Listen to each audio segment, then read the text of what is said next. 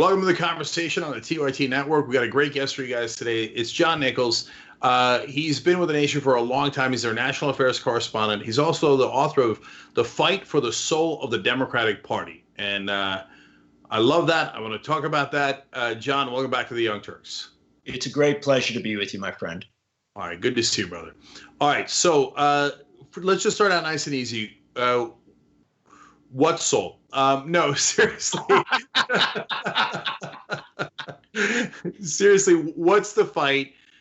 Progressives know a lot about it, but a lot of times mainstream media says, what? There is no fight. Nancy Pelosi agrees with the progressives 100%. I don't know why you guys are dissatisfied. Well, I think we know that's not the case. And so this book is really a product of a lot of work over many, many years. It is at once a history and an examination of the moment that we're in. And the bottom line on it is that since the end of World War II, when Roosevelt passed away in April of 1945, 75 years ago, the Democratic Party has really had a brutal battle within it between progressives who had a vision for, really addressing the fundamental problems of the country, and centrist corporate Democrats who have repeatedly undercut and undermined them, sought to marginalize them, have used the structures and the regulatory power within the party to limit internal democracy, but also have, as you suggest, benefited from a media that tends to want to treat political parties as just simplistic entities that have no dynamics within them.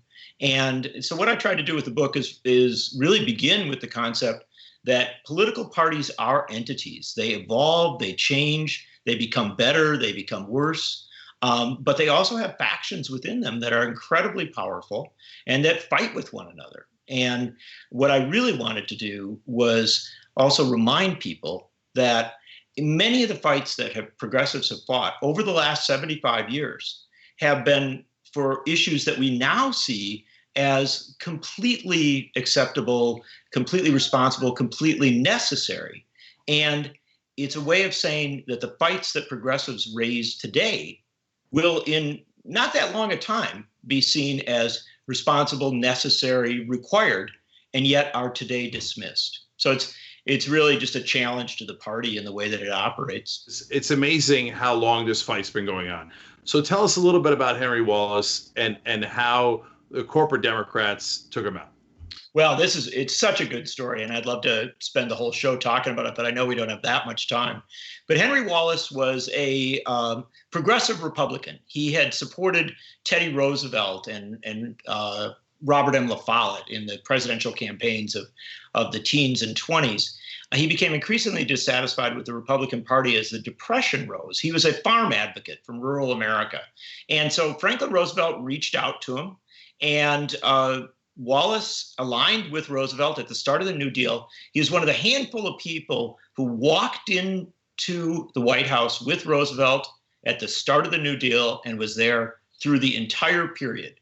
For 2 terms, he was Secretary of Agriculture, by far the most visionary and activist member of the administration. Roosevelt in 1940, at a point when he wanted to really move the party to the left, there was simply no question that that was what he was thinking about, brought Wallace in as vice president. He basically forced the party to accept Wallace. It was a very grudging acceptance. And then over the 4 years that Wallace was vice president, he did something that was very radical and very appropriate to now.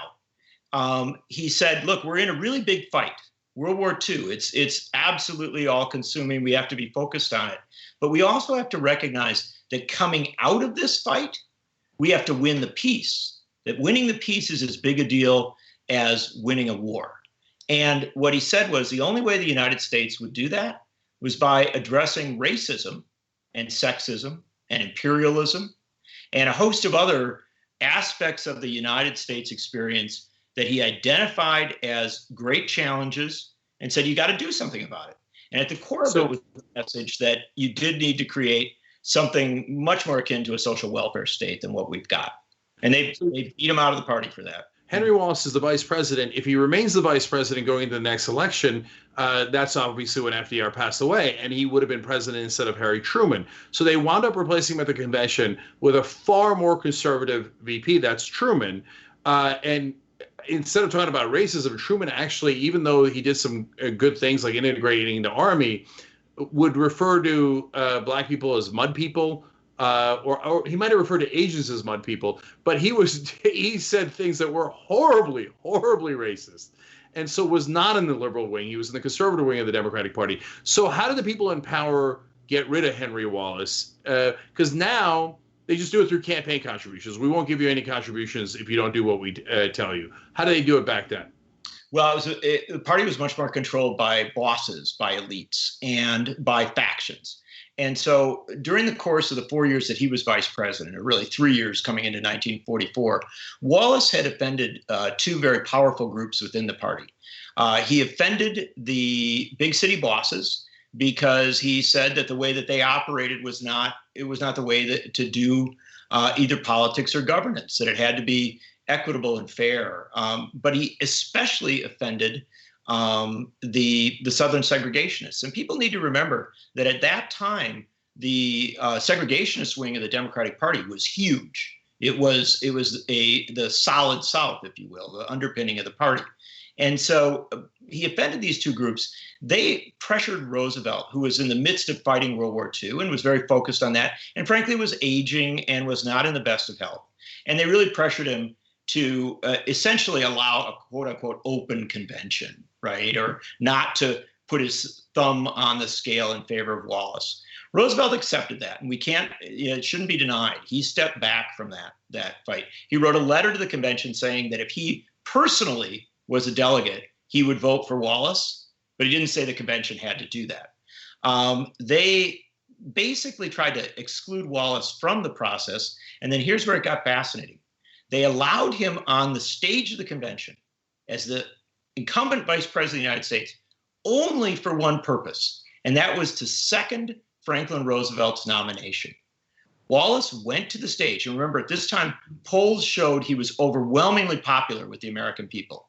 He was an extremely popular political figure across the country, especially with communities that have been excluded politically and a lot of other aspects. So he goes to the convention, he delivers a very short speech, and he basically says everything that you're not supposed to say. He says, we got to get rid of the poll tax. We got to fight racism. We have to be a party that treats everyone as human beings. He was respectful of women. He talked about in the post-war era creating massive numbers of jobs so that the war economy could be converted to a peace economy. I mean, it was this very bold speech. And the wild thing about it was the convention went crazy. They started cheering wildly, and it was clear to Wallace's floor manager at the time, Claude Pepper, that Wallace could be renominated. So Pepper started racing to the stage to just call for a vote. And he was a U.S. Senator from Florida at the time. So he's racing to the stage, calling for a vote, and they gabbled the convention out of order. They closed it down and prevented a vote. And then the next night, next day when they came back to the convention, whole different ticketing process, and all sorts of people who had been on the floor couldn't get on the floor. And they just basically wired the convention, the old smoke-filled room situation, and Wallace was narrowly defeated. Between the AOC wing and the Pelosi wing, certainly in the short term, I won't even argue it, the Pelosi wing has won and will continue to win. But who winds up winning in the long term and the midterm? What I argue in the book, which is both a history of the past, but very much comes right up to the present. In fact, it closes with a quote from AOC, is that the times are forcing America and grudgingly even the Democratic Party to catch up with reality. And so I think that the AOC wing, if you will, does prevail eventually. But it will be a brutal fight, and no one should neglect that fact. In fact, one of the problems that progressives always have is that they don't realize they're in a fight. And I'm not saying you or any particular person, but too frequently progressives think, oh yeah, the party kind of believes what we believe, and we just have to be more convincing, or we just have to have a better candidate. And one thing that you need to understand is that again and again and again, the party undermines the visionary candidates. And so if you begin with the concept that this is a fight, it's gone on for 75 years, and you've got to be organized to go forward with a vision that, and it may take years, it may take decades, but if you understand you're fighting for something and it is a fight, then the possibility of winning becomes much greater. And frankly, the realities of our times, 30 years of globalization, 20 years of digital revolution, 8 to 10 years of automation revolution, now in combination with coronavirus and the other crises that we have, mass unemployment, create an opening that we may not have seen since Franklin Roosevelt came in, since Wallace served. And so progressives ought to recognize that and seize it, not for crass political purposes, but because their vision, what they seek to achieve, is actually now more necessary than ever. So, John Nichols, it's always a pleasure. Thanks for coming on, brother. It's an honor to be with you, brother. Stay strong. Damn it, they failed us. And if you're not angry about that, Michael, and any of you out there, then you're damn wrong, because you should be angry. Young Turks. But it was genuine. He was mad. Cenk Uygur, known online as one of the Young Turks, isn't afraid to throw some punches. 3, 2, 1, fade up. Cenk the Turk Uygur. What kind of TV station is this? The whole point is for me to yell and scream and tell you what I think. It was right out of like Wayne's World. This guy on this little rinky-dink website is speaking truth to power. We've been averaging 600,000 views a day, beating most of the cable shows in America. We're the largest online news show in the world. We're celebrating our 1 billionth view. Television, we're coming. More politics ahead with Cenk Uygur. He knew that the MSNBC opportunity was an experiment. If fill-in host beats CNN and headline news combined, at some point, they want to give me a show. Every single year, that comes out of our paycheck. We put it in, and you're saying we were suckers. When you, as a host, tells someone you're interviewing to shut up, that's going to raise a red flag. That guy needed a tall glass of shut-up juice. If President Obama's doing the wrong thing, I'm not going to tell you that he's doing the right thing so I can, quote, support him. He says to me, "You won't believe the meeting that I just had." The head of MSNBC talked to me. They want him off the air.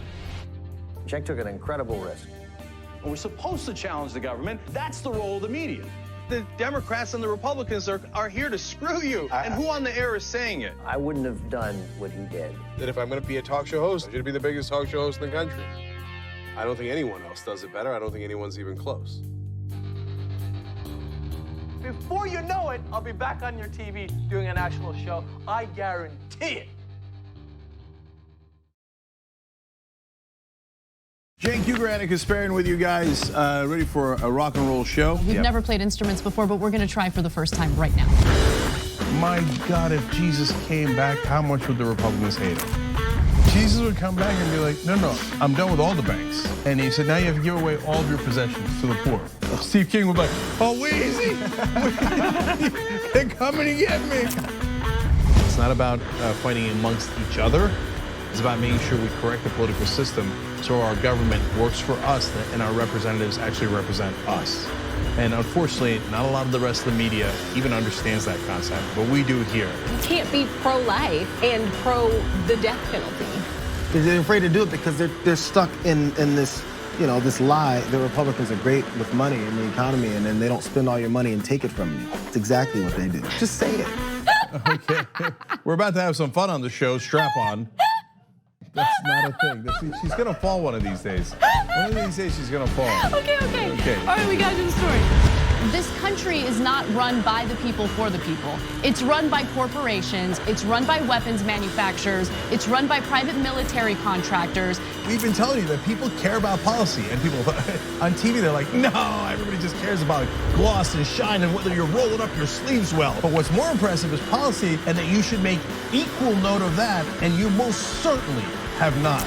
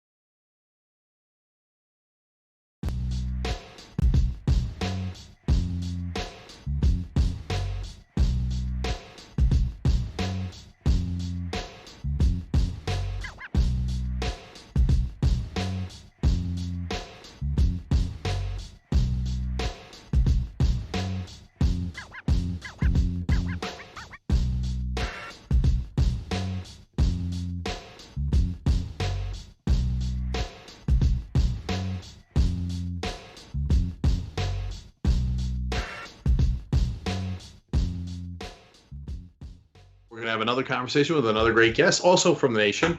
Elie Mystal joins us. He's a justice correspondent.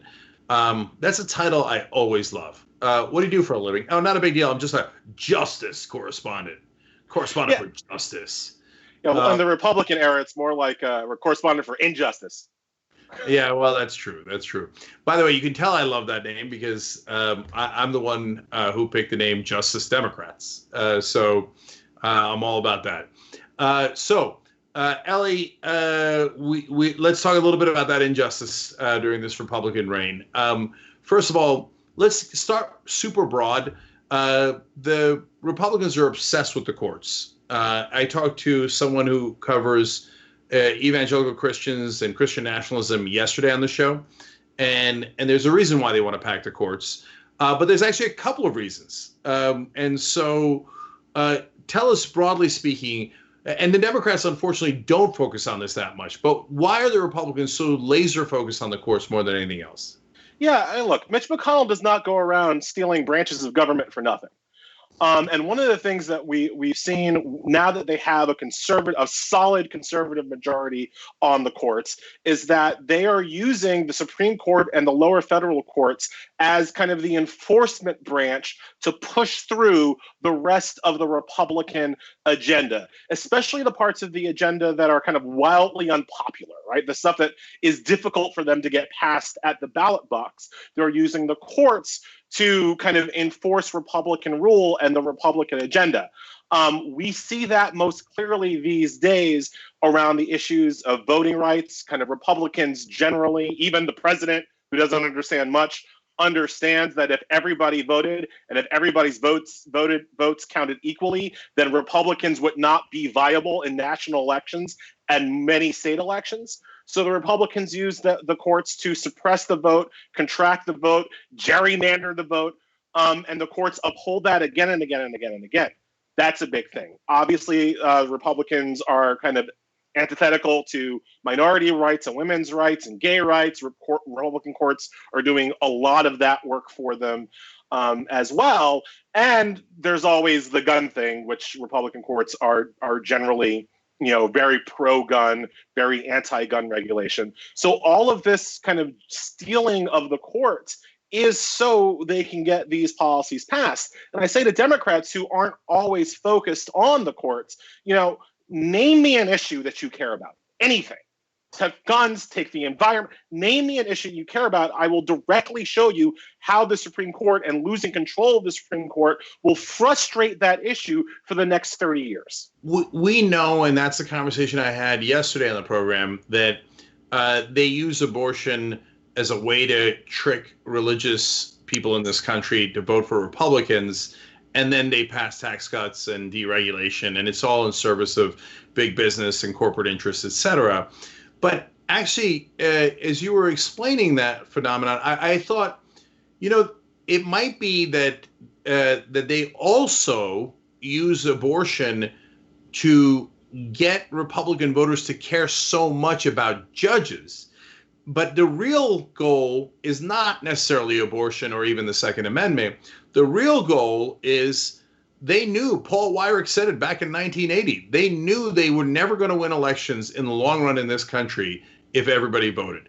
He's the guy who founded the Heritage Foundation and so many other right-wing think tanks. He's the right-wing godfather. I think it all really does devolve to voting rights. And, I'm including gerrymandering within that kind of suite of rights that Republican politicians are obsessed with. And I think you're absolutely right that they use abortion. Abortion is the thin end of the wedge. They think people act like abortion is the fat end. It's the thin end. It's the one to get under it, because even Republicans wouldn't support judges who kind of explicitly say, well, I'm not going to let people vote, because they never know if those people might be them.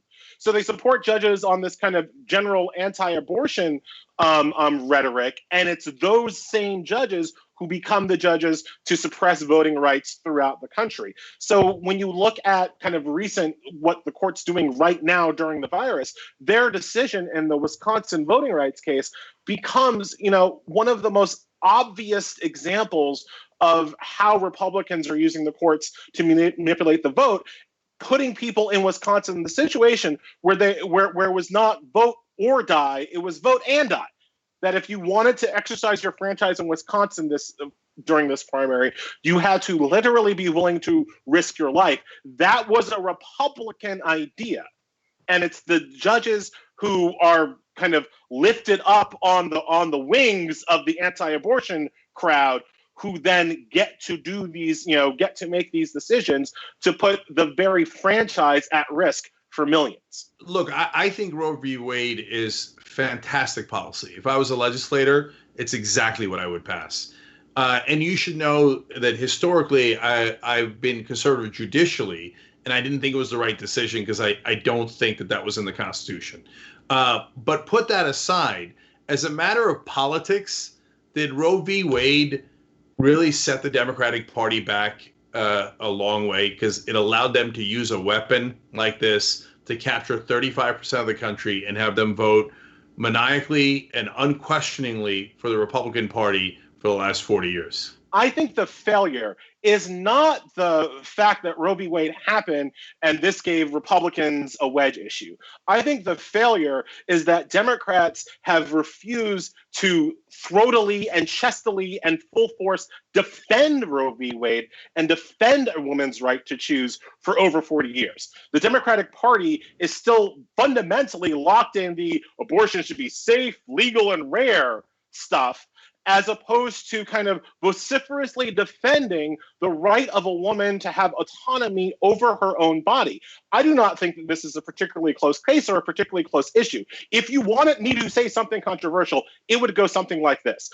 The Constitution does not give the state any right to do anything about anybody's body until after the baby is outside the mother's womb. Boom. Abortion should be legal up to 8 months and 3.5 days. Like, you could go that far for me constitutionally to set the edge and then say, but with things like Roe v. Wade and Casey and Planned Parenthood v. Casey, we've come up with a compromise solution that still fundamentally protects a woman's right to choose, but also allows for a compelling state interest and blah, blah, blah, blah, whatever.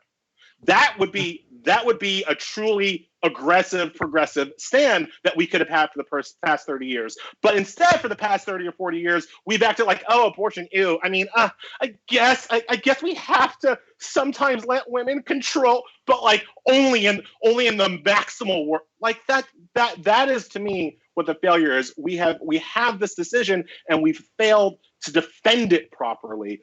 And that is what has allowed the Republican zeitgeist around this issue to gain so much power and so much steam. So whether it's constitutional or not, it is the wish of the 70% of the country.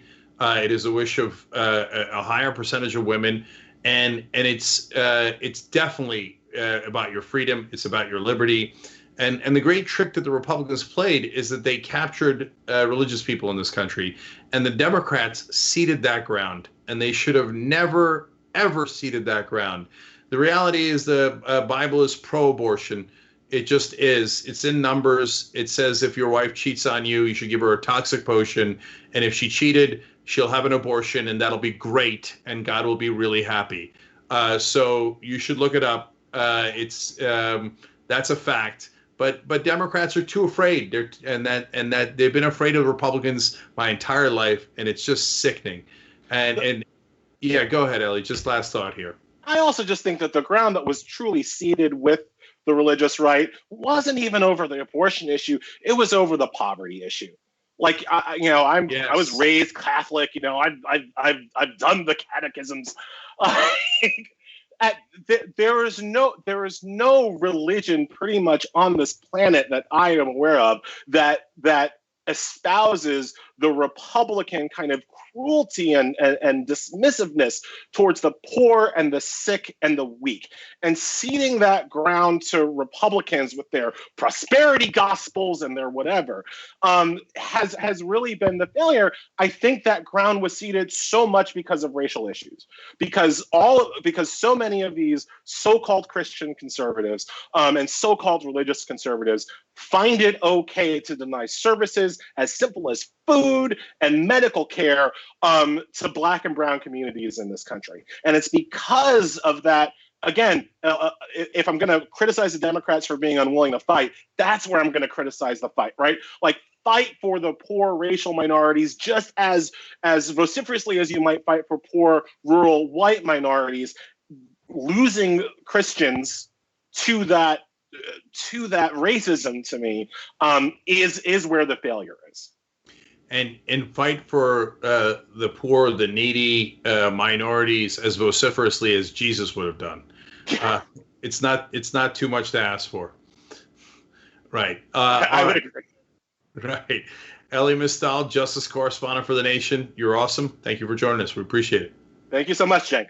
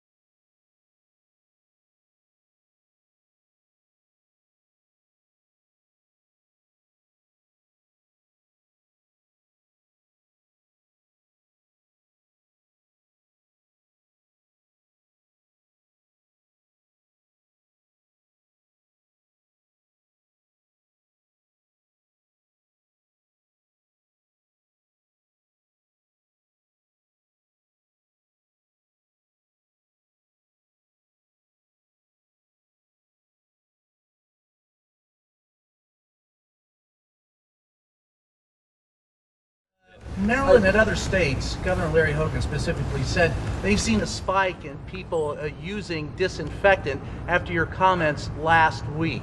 I know you said they were sarcastic. I can't imagine why. I can't imagine why. I see the disinfectant where it knocks it out in a minute.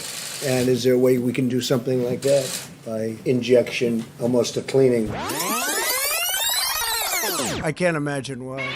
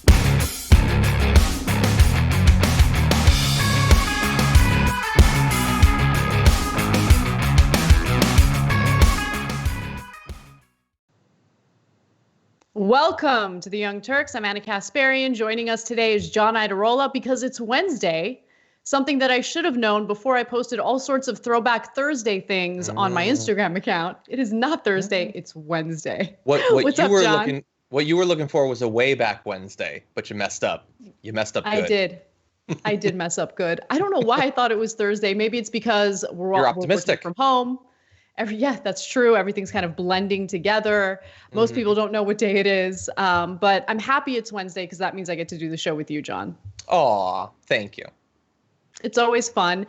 I do want to start off with some good news right at the top. Okay, so we have been fundraising in an effort to keep TYT sustainable. And really, this is my favorite way to basically have the funds necessary to function as a news organization because we're accountable to you, the audience. You're the ones who fund us.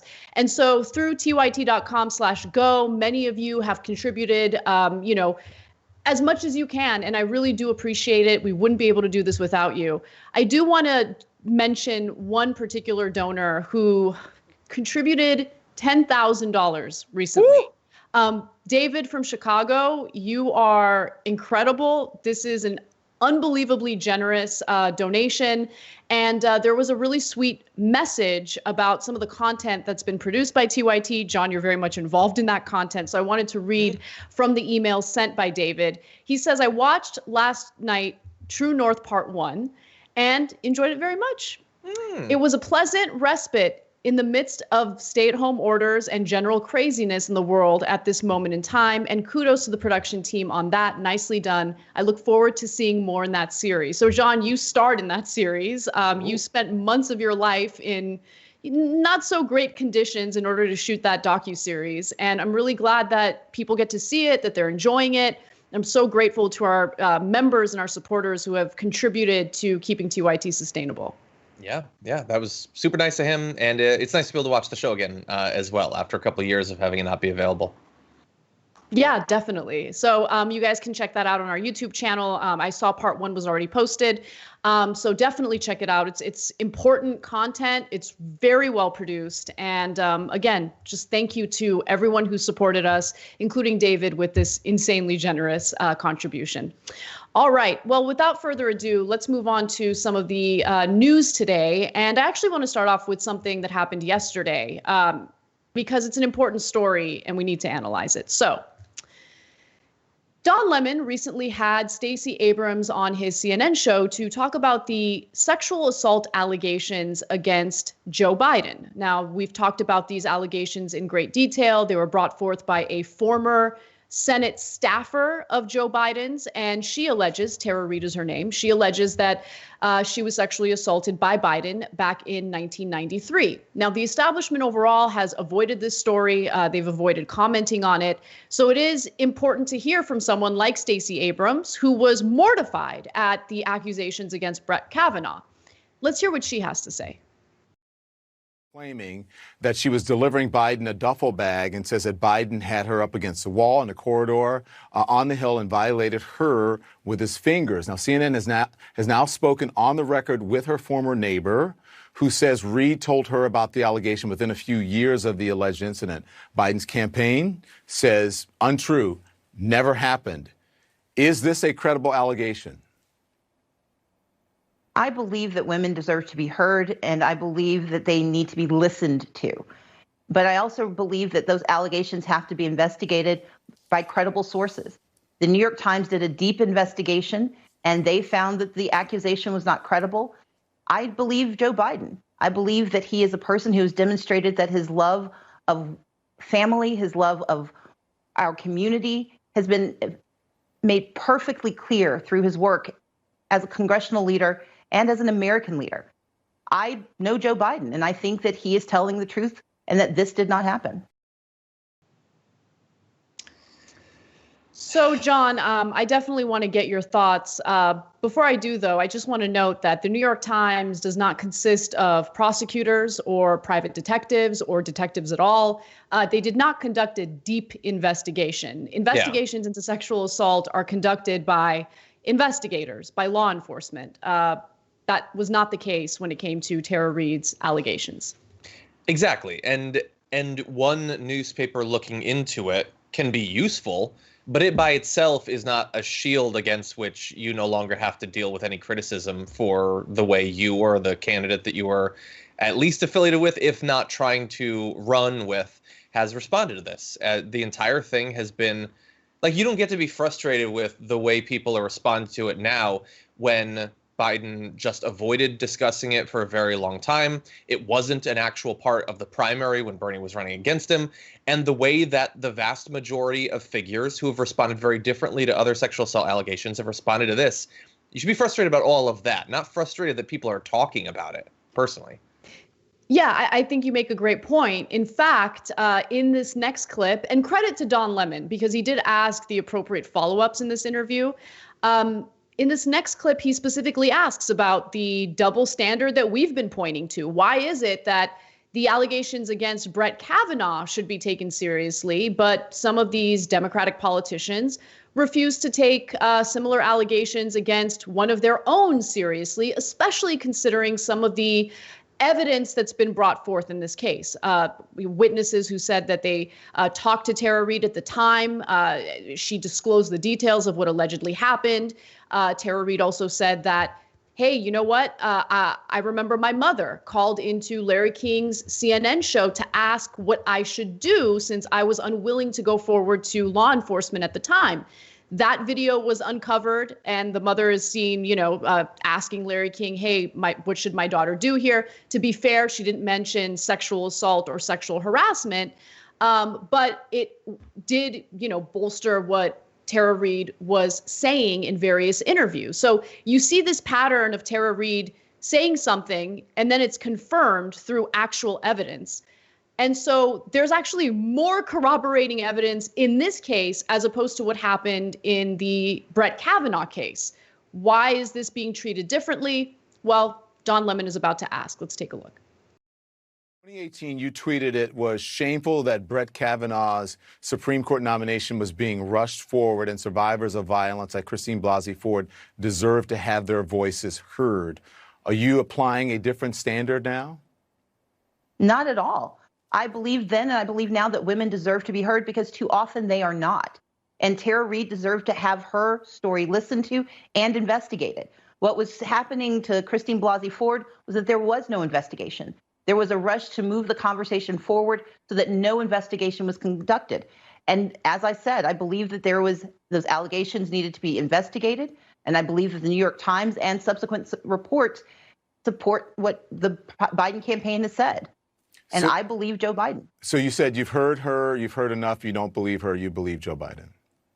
No, what I'm saying is that the New York Times investigation of her allegations, the New York Times investigation does not support the accusations against the vice president. I believe the Biden I know, and I think that he will make women proud, that he will make America proud.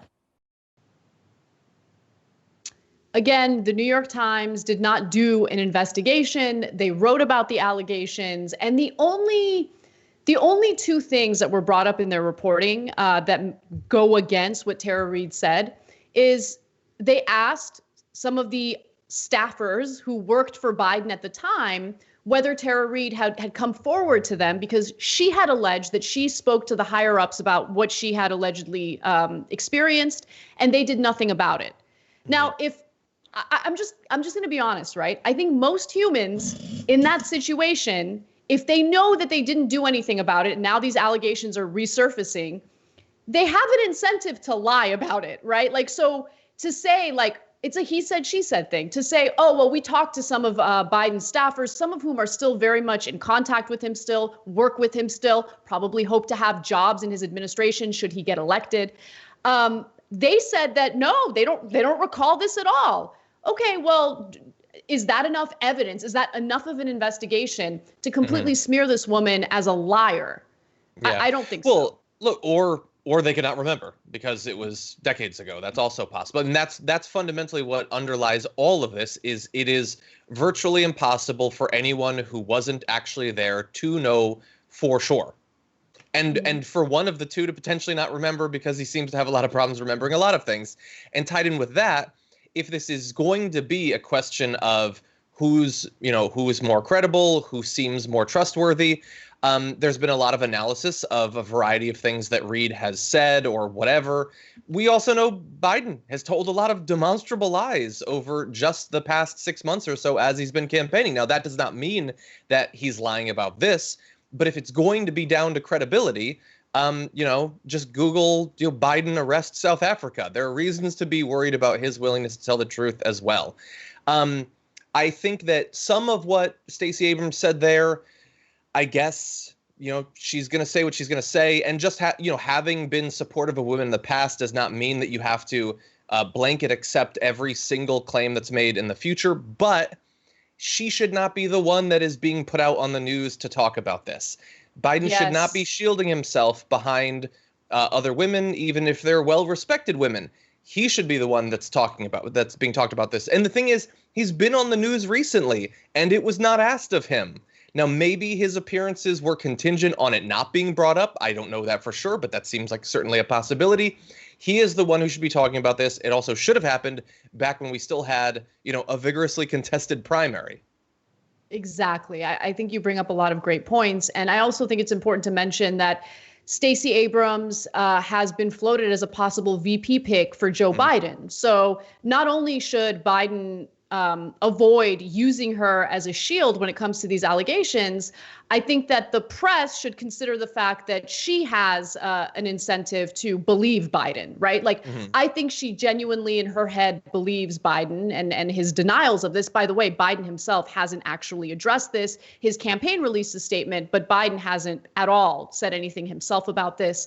And so, I just think that the way that this has been handled in the media from the very beginning has been disgusting and has shown that there's a double standard in the way that they'll cover certain allegations versus other allegations. When it comes to Brett Kavanaugh, there was no question that they would cover it immediately, and they did. When it came to Tara Reid, they didn't cover it immediately. They waited until the primaries were over.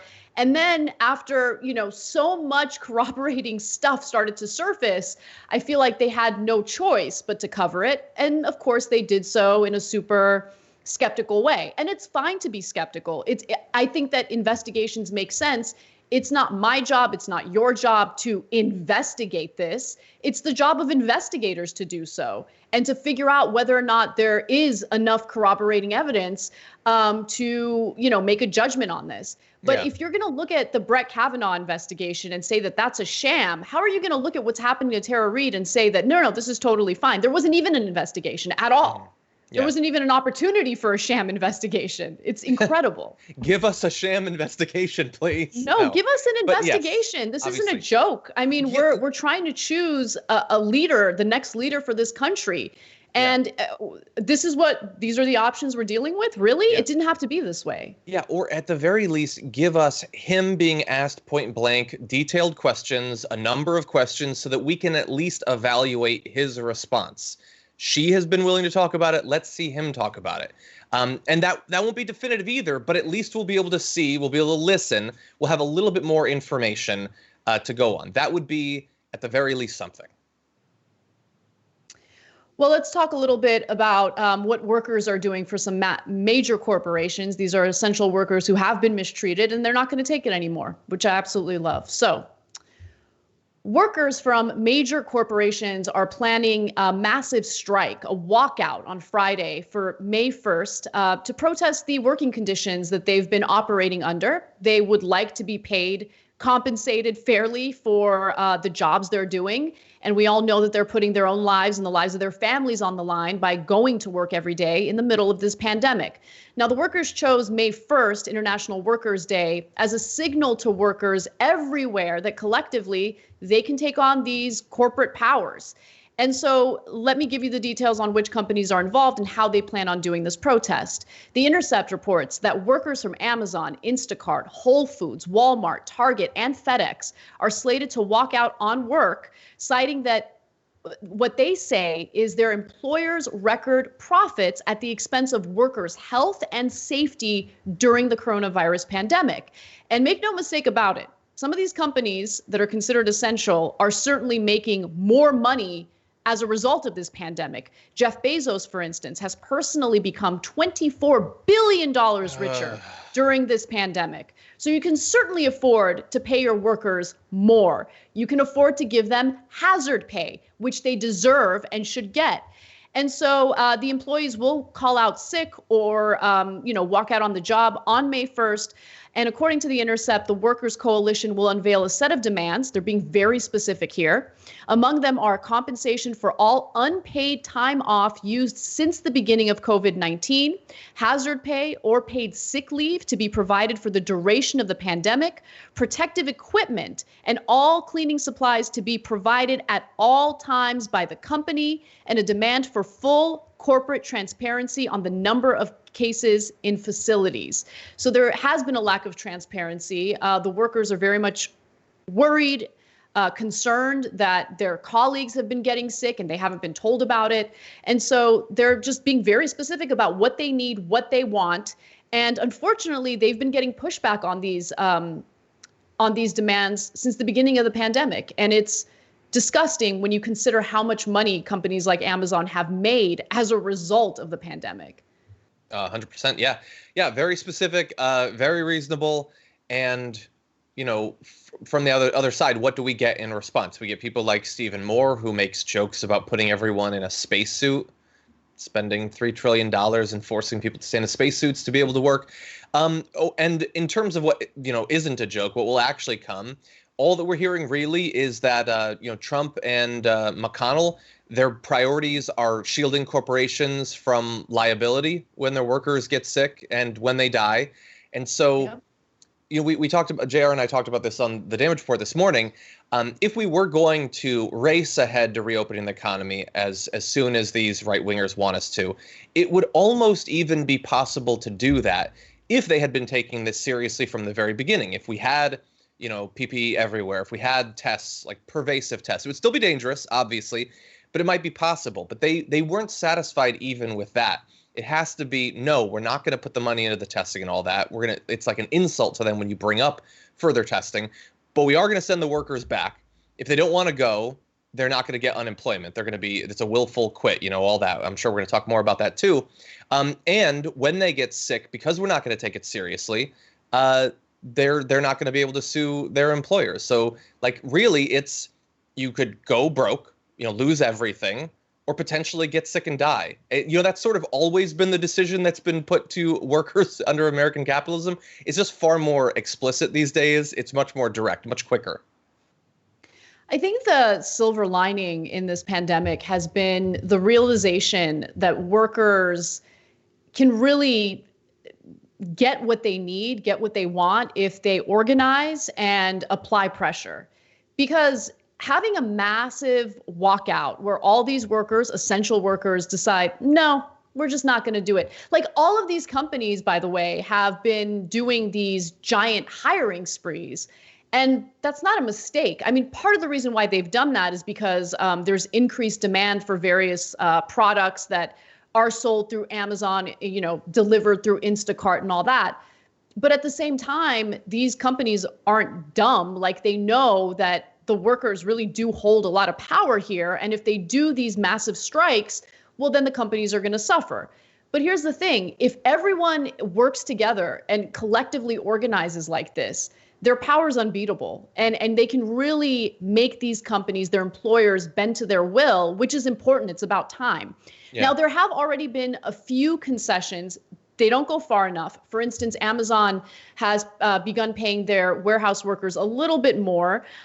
So according, again, to The Intercept, great reporting here, Amazon, Walmart, and Target did increase hourly pay by $2. Amazon now provides personal protective equipment at its facilities and more actively cleans workspaces, while Target has mandated its workers to wear masks after weeks of reports that they were reprimanded for doing so. So at first they were told not to wear masks and they'd get in trouble if they did.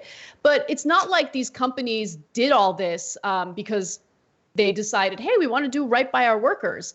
They did this because they were pressured to. People like Chris Smalls, who was an Amazon warehouse worker before he was fired, was pushing for this. And unfortunately, he ended up getting terminated. His position got terminated as a result of him just demanding the basics. Hey, keep our workers safe. Here's a quick video of him explaining what the situation was like. we asked for was a simple building closure and it to be professionally sanitized. You know, we had a confirmed case, and people were afraid, and that's all we were asking for. Nothing more, nothing less. We would have returned to work. They wouldn't give us that, and that's ridiculous to me. You know, we had a building a week and a half ago in Queens, New York, had the same issue. I don't see what the discrepancy is with our building, that they couldn't do the same for us. You know, there's people that's been there since the building opened, and we feel like we're not worth anything to the company. We feel like we're expendable, and it's sad to say that the company failed us. And, you know, that's all we really wanted was a building closure and to be sanitized. It was a simple request. He lost his job because he was organizing these workers, but he's undeterred because he continues to organize these workers, and hopefully they will get the concessions they're demanding from their employers. Yeah. I know really fast. I know that we're going to be talking about the meat packing plants a little bit later on. I would love to see that, included in this. If you're going to have, big walkouts, big demonstrations, I think that some of the changes that have been made just in the past, day or two in that area, it's like the culmination of all of this, the opportunism of these companies that see this pandemic and the devastation that's caused as an opportunity to get rid of regulations that they've wanted to all along, a willingness to treat workers like an inconvenience, like that maintaining their health is some sort of unfortunate thing that they're going to sort of begrudgingly do. And then governors giving the companies everything that they want, threatening workers with loss of their work if they don't want to go back to places that are already epicenters for the spread of coronavirus. I think that would be a powerful addition of this if they got involved as well. Well, we're not done with this topic. When we come back from the break, we're going to discuss the perspective of some of the wealthiest people in the country. And that means it's the return of one of my favorite segments, When Rich Men Cry. Don't miss it. We'll be right back. Never in my life did I think I would like to see a dictator. But if there's going to be one, I want it to be Trump.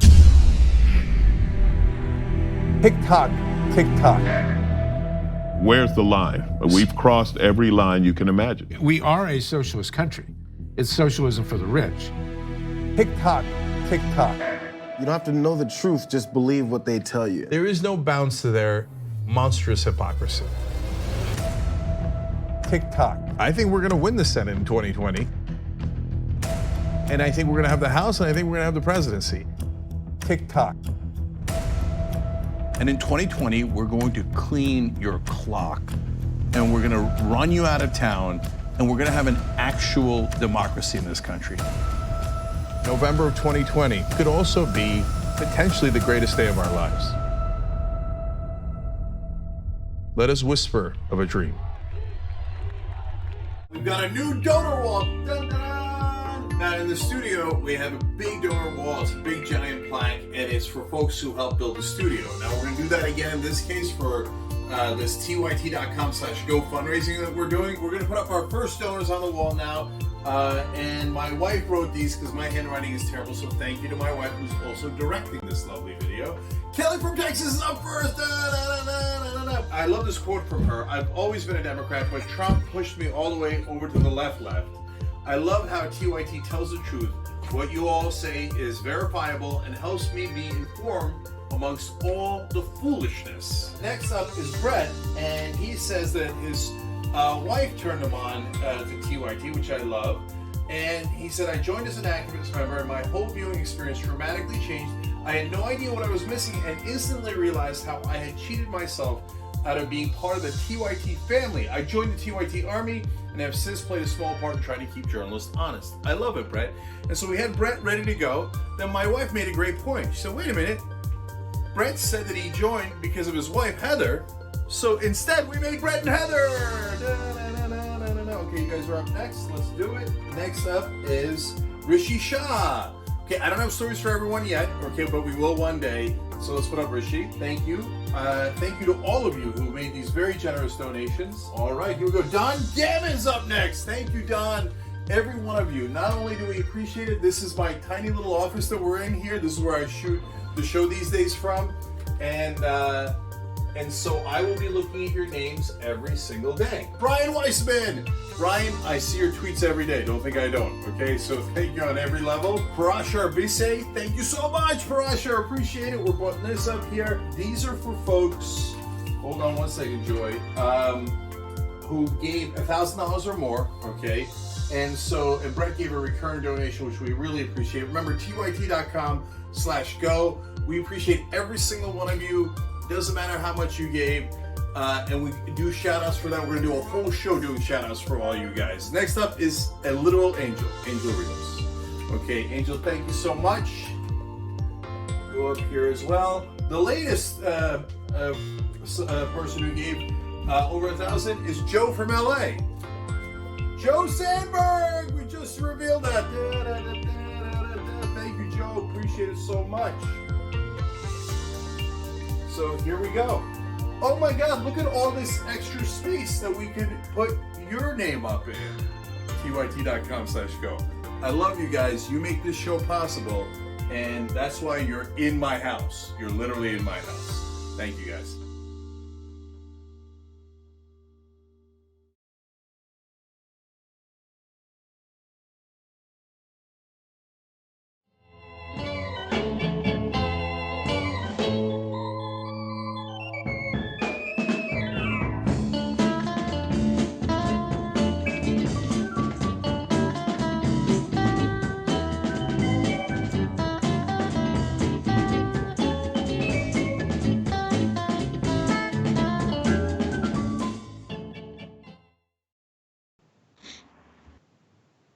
Hey everyone, welcome back to TYT. Anna Kasparian and John Idarola with you.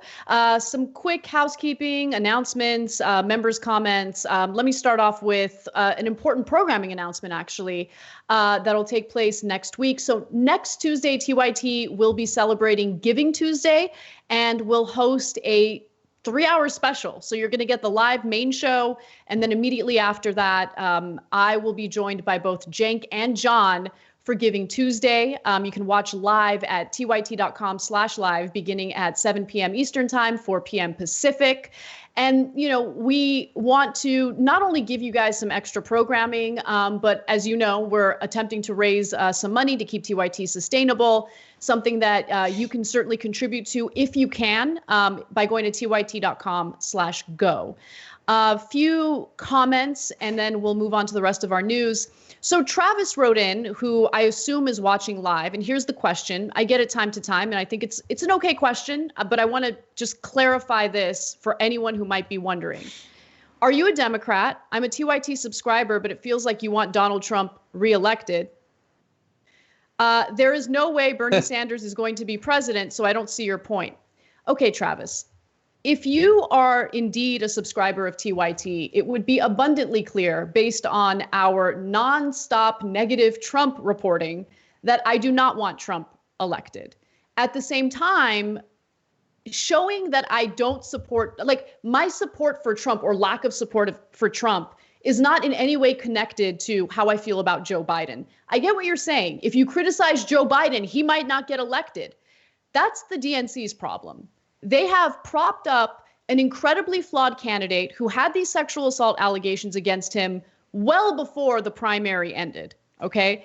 And so I have a big problem with doing what you're suggesting that I do, which is shield my audience from the truth. I'm not going to do that, okay? For me, this is not about politics. I need to do my job fairly. And if these allegations are out there, allegations that I do believe are credible, I'm going to talk about it on the show. If you think that I'm just here as a political tool to help Democratic candidates, then you're watching the wrong show. I'm sorry. That's not my job. It shouldn't be anyone's job if they work in news. But unfortunately, you know, media outlets have become nothing more than extensions of political campaigns. I'm not doing that. I'm not interested in that. Period. Yeah. It's frustrating.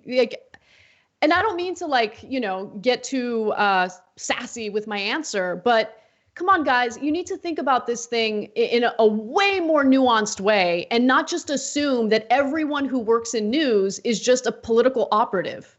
I'm not. I don't work for the Biden campaign. I'm not interested in the Biden campaign. What I am interested in is telling my audience the truth about what's going on in this country and all over the world. And really fast, even if you weren't trying to be ethical, let's say that you did have a political objective. It's not like if you don't talk about it, it's just going to go away. And Trump, in 3 months will be like, well, it seems impolite to bring it up at this point. It's going to be talked about. Maybe they should respond to it now rather than waiting until 2 weeks before the election or on the debate stage or something like that. Like, if you didn't care just objectively about the truth, if you just cared about it through a pragmatic partisan lens, just waiting and seeing seems like a really risky strategy. Definitely. I 100% agree with you. And then one other update to a story that we just did in the last segment. So Stacey Abrams had said that the New York Times did a deep investigation into the sexual assault allegations and cleared Biden of wrongdoing. But the New York Times actually responded to that and said that these talking points inaccurately suggest a New York Times investigation found that Tara Reade's allegations did not happen. Our investigation made no conclusion. So that's the statement from the New York Times. I don't know. Maybe I'm helping Donald Trump by sharing that tidbit as well. Whatever you think, I'm going to go ahead and tell the audience the truth. And if I'm found in the wrong, if I'm sharing anything that's inaccurate, please let me know. But don't tell me to hide things from our viewers because it might help or hurt any particular politician you like or dislike. All right, well, let's move on to a story that I've been looking forward to covering, and it's my favorite segment, so let's do it. A growing portion of the top 1% are worried about a social uprising, social unrest, due to the growing inequality in America, which is only exacerbated by this ongoing pandemic. And so this means that there are some men, some of whom are rich, and they might be crying. I care.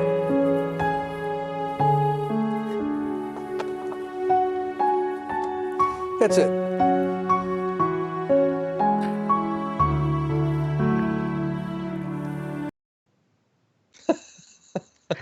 My You're favorite the worst. bumper. You're crazy. It's so good. It's so good. Actually, Leon Cooperman, who you just saw in that bumper, will make an appearance in this story. But I'm actually going to start off with Mark Cuban. Now, Mark Cuban has long regarded himself as a libertarian, someone who truly believes in the free markets, wants as little government as possible. But now it looks like more and more people are taking to the streets because they're unable to provide for themselves and their families, right? So what is he proposing now? He's done a number of interviews where he's made similar statements recently. Let's take a quick look. Up companies is great, but if nobody has any money to spend there, then that's a real challenge. So I personally think this is a chance. This reset is an opportunity for us to do a couple new things that 4 months ago I would have been totally against. But now in this new world, I think we need to increase the minimum wage to $15 because I think this is the time to do it. You know, the hot job market before pushed a lot of wages up anyways. But for those people who are under getting paid or not getting paid enough and can't live on their wages, that needs to change. And I think we need a federal jobs program. We can't survive with 50 million people unemployed. And when we go back after this reset, companies are going to have learned that they can do just as much with a lot less. Again, Mark Cuban was not someone who would have advocated for these types of policies before. There is one quick caveat that you should be aware of. He is flirting with the idea of running for president as a libertarian candidate, which, you know, libertarians don't believe any of the stuff that he just said right now or believe in any of the stuff he said right now. But either way, he's not the only wealthy person who's now softening on the idea of redistributing wealth to the people that money has been taken away from for decades now. As we know it will likely be changed forever. When the government is called upon to protect you on the downside, they have every right to regulate the upside. So capitalism has changed. Second, the country is moving slowly to the left. Taxes have to go up. Quickly if Biden wins, slowly if Trump wins, but taxes have to go up. So things like carried interest, capital gains taxes, the ability to roll over real estate sales tax-free, all that stuff is going to have to be eliminated. And for the good, by the way, okay? And that was Leon Cooperman, who just a few months ago was literally crying on cable news at the thought of a wealth tax. And now he's advocating for taxes, probably because he's scared that there will be significant social unrest. And I've heard a lot of wealthy people, John, talk about their fear that the country will be a full-blown socialist society. And they don't want that. So it seems like they're willing to concede on a few things in order to prevent that from happening. Yeah, I would always love a follow-up question when people on the news say something like that. What do you think the word socialism means? Because they don't seem to know, or they're not able to agree. I think it's a perfectly fine question to say, to what extent is Mark Cuban being honest in that previous video, or how long will he maintain the position he expressed there? If it's his honest opinion, and if he stays consistent, I'm mostly fine with what he said. Obviously, we don't think it goes far enough, but I want to see more people, moving to those positions. We've been saying since the discussion around the stimulus and the, what looks like it's going to be the one-time UBI, that might get people to be a little bit more open-minded about some of these sorts of things. Some of them might be billionaires. And I think that you're right that in the case of Cooperman, I think that some of those more minor sort of tinkering with taxes, bringing it a little bit back to what it was like just a few years ago, is certainly going to seem more appealing than instituting any kind of wealth tax, even a very minor one, more minor than what the Democratic candidates were talking about. And if they're worried about a socialist utopia being created, or dystopia from their point of view, it's not looking like that's likely to happen either way. If they're worried about lots of unrest, yeah, in no small part due to what they've been advocating for during the pandemic and decades of policies before it, they should be worried about that. I mean, take a look at the history of Latin and South America. Like, if you wanted to create violent revolution, the best documented academic work that you can look at says create ever-increasing income inequality and wealth inequality, and then just wait. And eventually that's what's going to happen when people feel like there is no political recourse to their issues, that they have no stake in the game whatsoever, that the government has nothing to do with them. They're going to look to alternatives, and it's going to turn violent. And that should be what the government should have been working to avoid this whole time. And if some of them are finally waking up to it, then there are policies on offer that have been suggested by some good politicians recently that could go a long way to allaying those fears. Yeah, absolutely. And I think that this is an opportunity for all of these workers who have been organizing to do these strikes to really understand how much power they have. I mean, we're already seeing some of these incredibly wealthy men waver on their long-held free market beliefs, right? Free market. And I think what Mark Cuban touched on is important. Look, the Federal Reserve can go ahead and bail out these corporations all it wants to provide liquidity, right? And then the companies turn around and they buy shares of their own stocks, essentially creating these asset bubbles. But how long? That's not sustainable. They can't do that forever. You need consumers. You need the middle class to be able to buy your products in order for your company, your business to remain sustainable. And what we're dealing with right now is this unsustainable model. People are suffering. And yeah, eventually there will be widespread social unrest, and they're terrified of it. So again, the workers do need to understand what their power is here, and it is significant. Finally, I want to go to Scott Meinert, who is the CIO for Guggenheim, and he had some interesting statements. This was reported in Barron's. He says, as the death toll mounts, it will be used as political fodder. Eventually, a populist revolt to address the current massive inequality of income and wealth will happen. Consider that roughly half of all Americans had less than $500 in savings before this crisis hit. Most of these people were not prepared to weather a storm like this. And the damage that is being done to household balance sheets, let alone the damage to their confidence, is going to have long-term negative repercussions on consumption. The U.S. government's coronavirus programs, or coronavirus relief programs, are insufficient, misdirected, and full of unintended consequences. The Fed and Treasury have essentially created a new moral hazard by socializing credit risk. The U.S. will never be able to return to free market capitalism as we know it before these policies were put in place. Fed policy is treating symptoms, the symptoms of the problem, not the source. So, again, know the power that you have as a worker, because CEOs are fully aware that they would not be as wealthy as they are if it weren't for their workforce, if it weren't for the employees who show up every day and do their jobs. These are people who should have been paid appropriately, compensated fairly from the beginning. They should have had the appropriate benefits. And they've been mistreated for decades now. And so they're finally raising the alarm. They should have been raising the alarm. And I am not an idiot. Like, I know that this isn't about them, like, oh, out of the kindness of their own hearts, they want to do right by these workers. They want to make sure that the wealth stops being redistributed to the very top. No, I mean, they've loved this system for a while now. They've enjoyed it. They've defended it. But now they're realizing that it's actually putting them at risk. And that's why they're speaking the way that they are. Yeah. Yeah, I think I agree with almost everything that you said. I do think some of the billionaires have they've been working really hard in 2020. Jeff Bezos just worked $24 billion hard, and he has been appropriately paid for the great deal of effort he's put in so far this year. And that's $24 billion on top of what he was already making. The pandemic has increased the amount of money he's making personally, $24 billion additional dollars. Yeah, so, rise and grind. That's what you got to do. The Ken Klippenstein philosophy. Get that paper. That's what Jeff Bezos has been doing. He wakes up at 4:30 every morning, Anna, and he doesn't go to sleep until, well, like 10. But come on, he woke up early. Well, if he works really hard and makes a lot of money, he can certainly afford to pay his workers more because without them, he wouldn't be able to earn a dime. We got to take a quick break. When we come back, Elon Musk says stupid things, and we're going to dunk on him. At least I am. And then later in the show, we will discuss other things that are going on in the news, including Trump forcing meat packing plants to stay open. We'll be right back.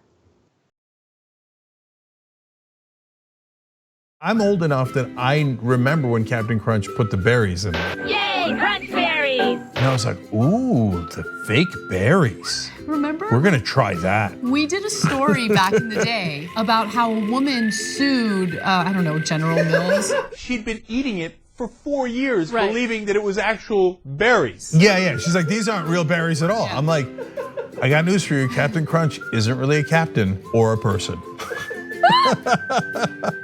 Joining me now, legendary whistleblower and American hero, Edward Snowden. First question is, hey, where are you? I'm in my apartment in Moscow. All of a sudden, in the studio, Jim Gaffigan, everybody. Mental illness is, completely undiagnosed in our society. It's not about a particular administration. It's about a broken system of power, and through that, really, the instrumentalization of a system of not justice, but injustice. People understand whether they claim to deny climate change or not. Our collective house is in crisis.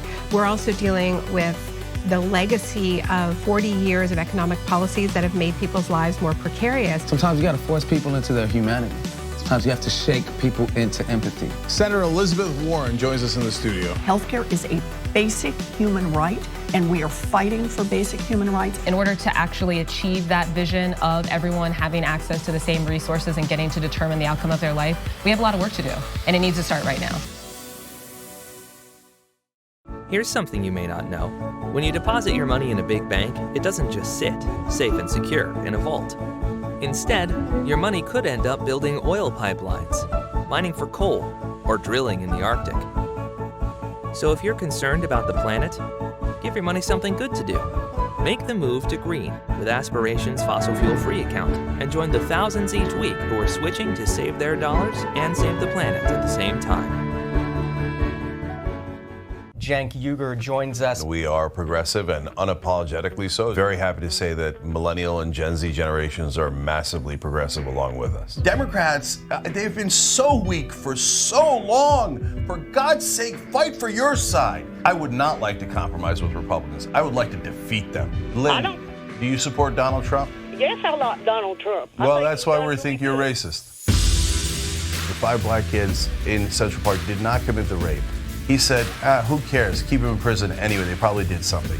He's a terrible guy. Very fine people on the side chanting, Jews will not replace us. He says we should ban all Muslims. Well, that's bigotry by definition. He said it during the campaign trail over and over again. Called Latinos criminals and rapists. See, you're used to Republicans being strong on television and Democrats cowering. New day in America. Progressives, we actually fight back.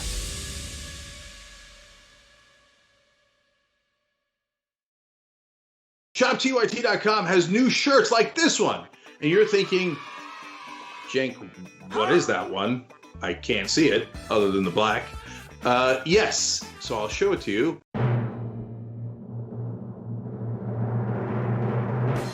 If you can read this, you're not practicing social distancing. Yes! Now, you were practicing social distancing. This is over video. But overall, you get it. ShopTYT.com. We found the perfect person to lead the army, Allison Hartson. The establishment media works hand in glove with our corporate legislators, and our corporate legislators work hand in glove with the corporation. And we're going to make it so that it's a decentralized force throughout the country so that we can quickly identify stories, quickly identify troll farms, and go in and neutralize the enemy, and then start building responsible media throughout the country and on every platform available.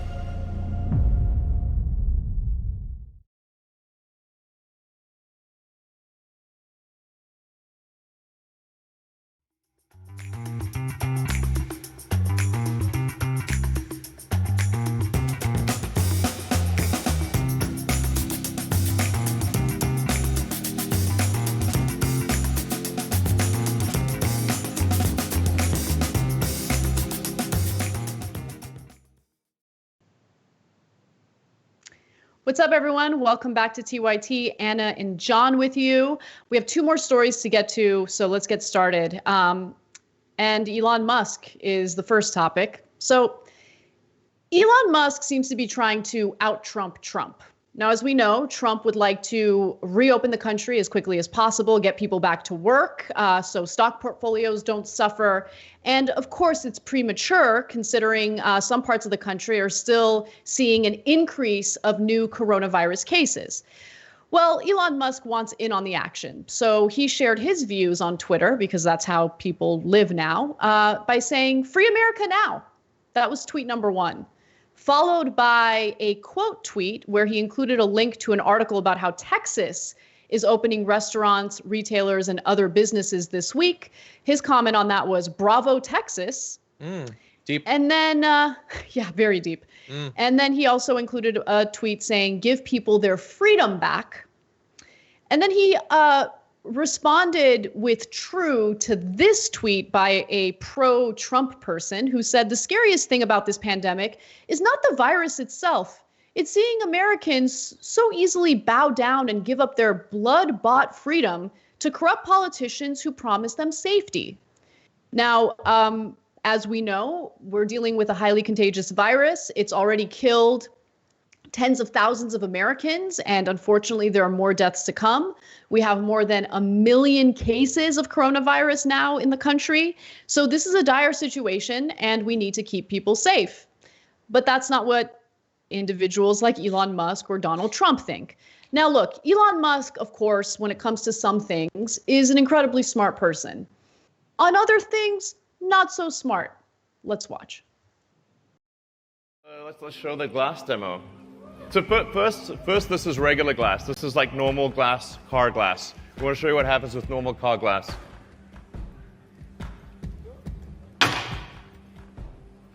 Now I'll show you Tesla Armor glass. Yeah.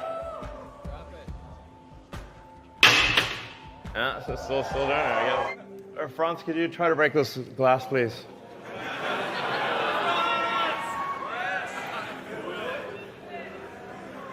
Yeah. Sure? Yeah. Oh my God. Well, maybe that was a little too hard. Oops.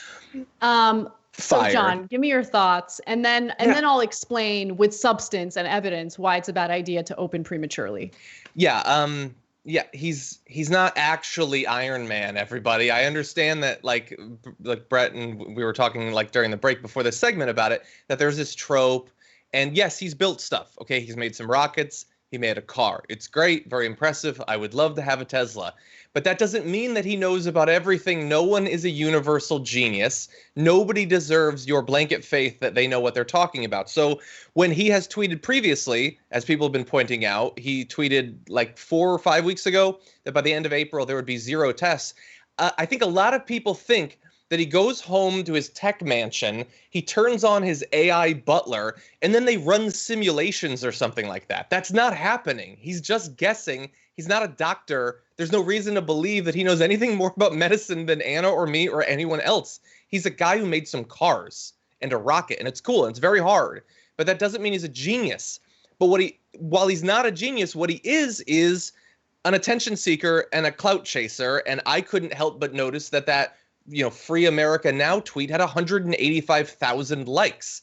That's why they tweet this stuff, okay? That's why lots of people say the crazy things that they say, because they are continually given the incentive to do so. Charlie Kirk doesn't tweet because he has all these thoughts and he just has to share them. It's because he knows that there's a lot of idiots that cheer for everything he says. Yeah, I think you make a great point. And Elon Musk is also a well-to-do guy who, look, the stock markets are doing well because it's all based on like nonsense speculation, of course, stock buybacks through these massive corporate bailouts. And so that's helping the market stay afloat. But I'm always super skeptical of anyone who's heavily invested in the stock market urging us to get back to work as soon as possible. Right? You're right. I don't think he's a dumb person. Of course, he's smart in some ways, especially when it comes to, the tech industry and what he's, done with armored glass. I mean, excellent product there. But he's not a health expert. He's not a doctor.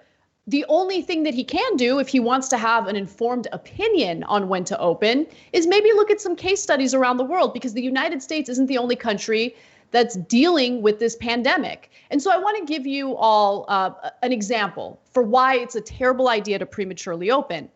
In Hokkaido, Japan, they thought that they had effectively combated the virus, and they decided to open companies, open businesses back up. But unfortunately, they have suffered the consequences of that, and they had to go back to stay-at-home orders and social distancing. So again, the island of Hokkaido is experiencing a second wave of coronavirus infections and deaths that experts say could have been avoided if the state of emergency had not been lifted too early. Local authorities lifted the state of emergency on March 19th, with schools and businesses reopening. With hindsight, experts agree it was too early, and just 26 days later, and after 135 new infections were reported in the space of a week, the lockdown was reimposed on 5.3 million residents. So look, I don't know what his motivations are for sure. We're obviously speculating. But if you care about doing this right, then we need to be careful. We need to rely on data. We need to rely on case studies, because what we need to prioritize over anything else, including being able to go out there and have fun, is saving as many human lives as possible. That should be the priority. And, I think California's done a pretty good job, and they've recently released, kind of like a timeline of how they're going to open things up in, a staggered fashion. Let's just be responsible and do this right, so we don't have to go back to stay-at-home orders and, drag this process out longer than it needs to. I agree. Yeah. All right, now let's get to Donald Trump's executive order, which is horrifying for a number of different reasons. So, Donald Trump has ordered meatpacking plants to remain open, declaring them critical infrastructure. Now, the White House has decided to make this move amid estimates that as much as 80% of U.S. meat production capacity could shut down. Now, workers at these meat processing plants have been getting sick with coronavirus. And so a lot of these companies have decided, and when I say a lot of these companies, I mean a few of them, because only a few of them control the vast majority of meat Americans consume. They've decided to shut down, close shop, because of how rapidly this virus has been spreading amongst their workers. So meat processing plants around the United States have shut down because of the coronavirus. But Trump said in the order, the executive order, that such closures threatened the continued functioning of the national meat and poultry supply chain, undermining critical infrastructure during a national emergency. Using the Defense Production Act, Trump is ordering plants to stay open as part of the critical infrastructure needed to keep people fed amid growing supply disruptions from the coronavirus outbreak. The government will provide additional protective gear for employees as well as guidance. So at least 20 workers in the meat and food processing business have died, and 5,000 meatpacking workers have either tested positive for the virus or were forced to self-quarantine. And that's according to the United Food and Commercial Workers Union. So, John, what are your thoughts on this executive order? Because there are a lot of different elements to this story that I think are worth mentioning, something that you actually referenced earlier about how the Trump administration is trying to do away with any type of workplace liability so the employers don't have to pay the consequences for forcing their employees to work in unsafe conditions. Yeah, I mean, we could talk for a long time about this, but there are concerns about the safety for the employees, and then there's also concerns about the safety of the people who are going to consume what is created in these. We already going into this pandemic had the Trump administration doing literally anything these meatpacking companies asked them to do in terms of raising the line speed so that they could slaughter more animals every second. Massively cutting down the number of inspectors to save money, again, and to stop slowdowns and things like that. And so actual oversight of what's going out, whether it could be contaminated, is at an all-time low, which is great during a pandemic. And then you also have the workers. And we've already seen that in some areas, the spread of coronavirus that they have is almost entirely due to it spreading inside of these meatpacking plants and then radiating outward. There are some areas where as many as 90% of the cases were traced back to meatpacking plants. They say there that they're going to provide additional protective equipment. We'll see. He's been really hesitant to do that in any case. They also provided no additional requirements in terms of safety for the companies to have to abide by. And at the same time, Trump said he's going to work to protect these companies from liability if their employees get sick or die. At the same time, Republican governors are saying that if you are called back to work in a case like this and you decline to, perhaps because you're terrified about what it could mean for the health of yourself and your family, they're going to consider you to have quit, so you will not be eligible for unemployment. And so they're creating a toxic stew, basically, of worst case scenario for the spread of the disease, both inside of the facility and potentially radiating out across the country, because as you said, they produce so much meat and they transfer it all over the place. But also people are going to be forced to go because of the fear that they could not only lose their job if they don't, but lose access to unemployment as well. Yeah, I think this pandemic has also just highlighted all of the different issues that we have with our supply chain. So for instance, we heavily rely on other countries to manufacture the medical supplies that our doctors and nurses rely on. And when that supply chain gets disrupted, well, we're stuck in an incredibly vulnerable situation, which we've been experiencing for months now. When it comes to our meat, it's a problem that there are a handful of corporations, essentially, that produce the vast majority of meat that Americans consume. So we don't have as many, small farms where maybe social distancing can actually be implemented in a way where the workers are safe, right? We just don't have a system like that because we've allowed, meat processing companies to essentially create these monopolies. So all of these problems, like whether it's healthcare and how devastating our healthcare system is when we're dealing with a pandemic, how devastating pay is, and how, incredibly vulnerable Americans already were before this pandemic hit, economically vulnerable. All of these things are being highlighted. The question is, who can we turn to really provide leadership in reforming these components of our society? And that's where I get stuck, right? That's where I get worried because we don't have any politicians at this point, with the exception of a few progressives in Congress who are fighting to change the system in a way that would actually protect us in the future. So that's what I worry about, because it's one thing for people to finally realize, oh, wow, the way we've been doing things has been pretty terrible and it puts us at a giant disadvantage. It's a completely different thing to actually do something about it and change it. Yeah. Yeah. You do not talk as much as Jake does, and it always throws me for a loop. It no, seems it's like okay. we got We're actually like 30 out of seconds, time. I thought. I'm looking at the clock and I'm like, are. we're about to run up against it here. No, we are out of time, but we do have an awesome post game. Dave Rubin has come out with a book. There has been a scathing review. We'll give you the details on that, and then we have some substance as well. Become a member at tyt.com/join. See you soon.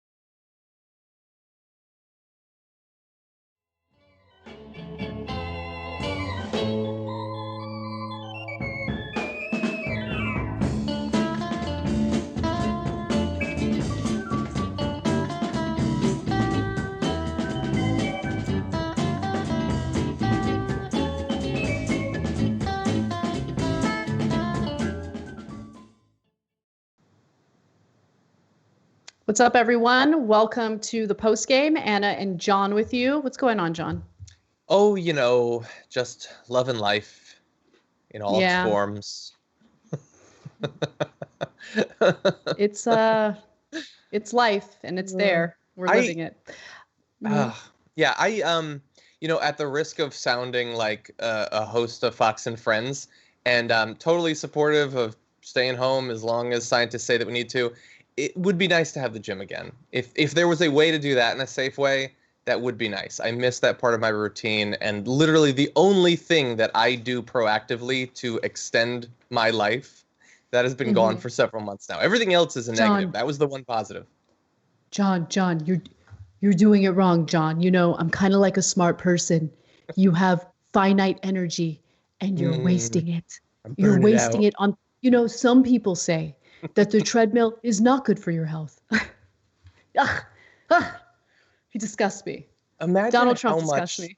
Imagine how much the right would love it if Trump actually tried to be at all the alpha male that they say he is. Like if he actually took care of himself, all that stuff. Like imagine how much they would love it, because they want that. That's why when they draw cartoons of him, they still draw him as having a six-pack. They desperately want their strong man to be strong. God, but he doesn't care enough about them to give him that. They draw him with a six-pack? Yeah, Ben Garrison, the fawning pro-Trump cartoons, he always has big pecs and a really cut stomach. Oh, that's right. So that's how they see him. They want that. They want it so bad. I know. I can see that. We might get one of those in just a sec. But yeah, he's always jacked. But he doesn't care enough about their desires to give them that. Yeah, he's a little bitch. That's what Trump is. I forgot we were in the post game. Oh, I guess we could say that anyway. We can say bitch. By the way, Melly bitch, we say your handle on the show all the time. There was some tweet yesterday about how oh, you can call Trump a bitch, but you can't, use Melly bitch's handle. And I'm like, but we use it all the time. You can say bitch on the show. That's a weird one. Yeah, and we can. Yeah, you're seeing right there. And by the way, he wouldn't. He's never looked like that. He never will look like that. He's disgusting. He's just a disgusting human being. And it's not just about his physical appearance. Even if he were jacked, his personality and his cruelty and his incompetence, his rejection of anything smart just grosses me out. I just don't. Anyway. Yeah, really fast too. It reminds me of the Krasenstein brothers when they did their Mueller cartoon book. How when they draw Mueller, he's jacked. It's I have people I like Bernie, but if I drew Bernie, he wouldn't look like The Rock. What is that? What is that psychologically that you have to imagine that the person you support politically is hot or sexy? I don't get that. With the exception of a few lawmakers, I think most politicians are pretty unattractive. I think it's usually a rule, right? Mm-hmm. Which is why every once in a while when an AOC sneaks in there, you're okay, well played, AOC, well played. I don't see female representative attractiveness. I just see an agenda and policies I can get behind. But wait, so you were saying there are several. So now I got to ask. So who are the others that you're thinking of when you say that? Do you guys remember that one Republican lawmaker? He had to step down because of some drams. I don't even remember what the drams was, but he was really good looking. He was on a magazine cover with his abs and I was okay, I see you. I don't know. But I think the best, this is such an inappropriate conversation and I'm sure our progressive audience will hate me afterwards, but it's okay. Mm-hmm. I think there's the reason why people lose it over Justin Trudeau is because, first of all, I just think Justin Trudeau looks like a decent, good looking guy, I guess. He's an average looking guy. I don't think that he's out of control good looking, but people treat him like he's out of control good looking because he's in the context of politics and politicians are notoriously not good looking. Is that a crazy theory? Maybe. No, not him. I mean, that's not undeniable. You know what? I see that image and I'm interested in a flat tax. I am. Look at the look on his face. That's the thing, though. It's the look on his face. Face. This is like trivia for the audience, but that was a Halloween costume I did one year. Was that photo shoot? What an idiot. Jeez. Oh my God. But you're right. That's a perfect example of the, oh my God, he doesn't look like, a bag of spoiled wine. Let's take his photo. It's like, it's just because it's like they're looking for anyone. The smile on oh my God. That has to be satire. That has to be the Onion. Oh God, he was dead serious. He's like, no, I'm shape, fine shape. Sure, yeah, that's fine. It's really like he looks long, like he looks like a tall guy. Wink, wink, he nudge, skipped leg day, though. Anyway, I gotta stop. I'm gonna get myself into massive trouble. I'll be fine. Such a superficial conversation, but let's move on to a superficial person, and that's Donald Trump. All right, so. Now that the number of coronavirus cases in the United States has surpassed 1 million, reporters want to know what Trump thinks about some of his previous statements about his predictions about the number of cases at this point in the country. Let's hear what he has to say. President, today the U.S. hit a grim milestone of 1 million cases of the coronavirus. Back in late February, you predicted that the number of cases would go down to 0. How did we get from your prediction of 0 to 1 million? Well, it will go down to 0 ultimately. And you have to understand, when it comes to cases, we do much more testing than anybody else. So we could go to some of these other countries, as an example, China. If you test, you're going to show many more cases. So we're doing more testing than any other country in the world by far, which we just discussed over in the Oval Office. So we're going to show more cases because we're doing much, much more testing, double anybody else. Somebody said if you add everybody else combined, that would be a number. And it will be at the appropriate time. It will be down to 0, like we said. Yeah, what's the problem with that response? I don't understand. We'll get down to 0 eventually. That's what I meant. Except that wasn't what you meant. You meant that we would be at 0 at this point in time. And what is the appropriate time to get down to 0? By the way, like you said that at the very end. Like, we'll get down to 0 at the appropriate time. And he also said, and that'll be a number. And I don't know what he means. Yeah, when he said that, he said very soon it'll be down to 0. And I think a lot of reasonable people thought he meant, well, at some point in the life cycle of our sun, it will balloon into a red giant, thereby consuming the planet we live on. And under those circumstances, disease can't exist. That's what I assumed he meant. I also like that he's conceding that the more you do testing, the higher the coronavirus cases are likely to be. Yeah. Here's the problem, though. We don't do more testing than any other country. In fact, we still do not have widespread testing available. Yeah. Look, I wasn't going to share this with the audience, but I'm going to, because it is what it is. And I think it's an important experience to kind of highlight how much of a liar Trump is. I started feeling very sick over the weekend. And I was worried that maybe I have it. I don't know. So I took Monday off to go see a doctor. First of all, contacted the doctor and was not willing to see me in person. Because she was a little concerned, like if you do have it, I don't want, but would not provide a coronavirus test because I am not showing enough symptoms to qualify as someone who gets a test. Yeah. They have to make these decisions every single day because the tests are not widely available. And I'm in California. California's taken this seriously. They're a little more prepared than a lot of other states, and it was impossible to get a test. Yeah. Yeah. And look, I get it. If you don't have enough tests, you have a higher threshold before you'll give someone that test. But the thing is, like, that's what we were hearing at like late February, early March. It's the end of April and you still can't get it. Like at the beginning of March, Trump was touring some factory and it was like, anybody that wants to get a test can get a test. That has never been true. It is still not true.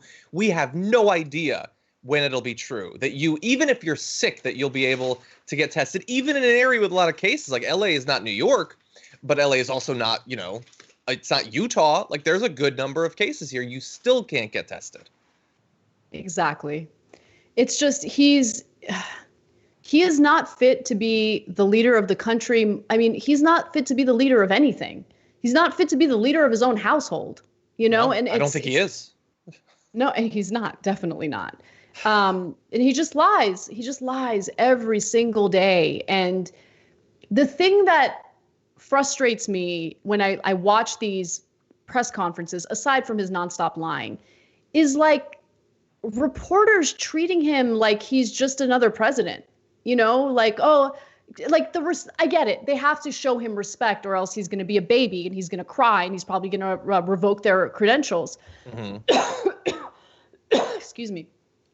But like Mr. President, sir, like he's trash. He's trash. Yeah. I guess that's the reason why I'm not in that room. I couldn't do that job. I can't pretend like he's someone deserving of respect when more than 60,000 Americans have already died from this virus, more to come because of his incompetence and unwillingness to take it seriously from the get-go.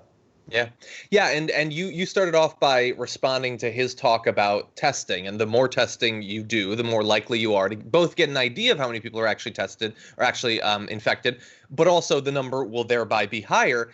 And I'm glad that he acknowledged that there, but let's also acknowledge that he has not only fought sort of implicitly behind the scenes to keep that number artificially down early on, but explicitly he was saying, I don't want those people coming ahead and raising the number. It's not our fault. Why should we double our number as a result of that? He's been aware since the very beginning that with more testing, the number will go up, except that he sees that as a bad thing. Not bad that more people are infected, but bad that we know about it because it looks bad for him, even though it will be necessary for us to do far, far more testing than we've done so far to be able to get back to anything approaching normal. And for someone like you or like me, where our first concern is not re-election, that seems like a good place to get to. But for him, you know, if being, you know, dishonest about this, if that results in a few more deaths, as long as some of them aren't being counted, that's hardly the worst case scenario. Well, let's move on to kind of a funny story. It involves Tupac and Governor Andy Beshear. So Governor Andy Beshear had to basically issue an apology to Tupac Shakur. I'm not lying. I'm being 100% serious. In fact, I have video evidence to show you. Take a look. I owe somebody an apology tonight. Last night I spent a little bit of time talking about fraudulent claims holding us up. I mentioned an individual that had filed in the name of Tupac Shakur. I didn't know, and it's my fault, that we have a Kentuckian who goes by Malik, whose name is Tupac Shakur.